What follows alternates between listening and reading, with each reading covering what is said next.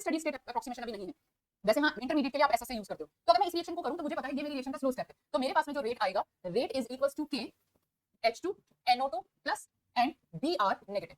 अब इस स्टेप के अकॉर्डिंग अगर मैं करूं तो मेरे पास में ये रेट एक्सप्रेशन आ रहा है। बट H2NO2 अगर आप देखेंगे तो ये आपका इंटरमीडिएट है, यहाँ पे इसका प्रोडक्ट है और यहाँ पे ये रिएक्टेंट है, तो ये आपके पास में इंटरमीडिएट हो गया। अब ये इंटरमीडिएट आपका रेट एक्सप्रेशन में नहीं होना चाहिए, तो हम क्या करेंगे, सबसे पहले जो आपके पास में इक्विलिब्रियम रिएक्शन है उसके लिए के इक्विलिब्रियम अगर हम निकालें तो हमारे पास में आता है के equilibrium is equals to K1 upon K2, क्योंकि मैंने इक्विलिब्रियम आपको बता रखा है forward reaction, rate constant for the forward reaction divided by rate constant for the backward reaction, and that is equals to H2NO2 plus divided by H plus and HNO2।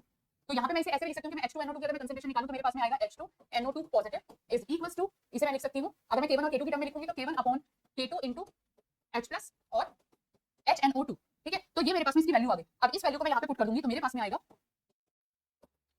Rate is equals to के, वहां पे आपके पास में है H2NO2 की ये value, वो वाली वैल्यू मैंने यहाँ पे पुट कर दिया, तो मेरे पास में आया K1 K2 into H plus into HNO2 into Br negative. तो अब मेरे पास में जो रिएक्शन का ऑर्डर, अब इसमें कोई भी आपके पास में इंटरमीडिएट प्रेजेंट नहीं है, अगर आप देखोगे तो किसी भी इक्वेशन का इंटरमीडिएट आपके पास में यहाँ पे प्रेजेंट नहीं है, तो ये आपके पास में रिएक्शन का रेट एक्सप्रेशन है।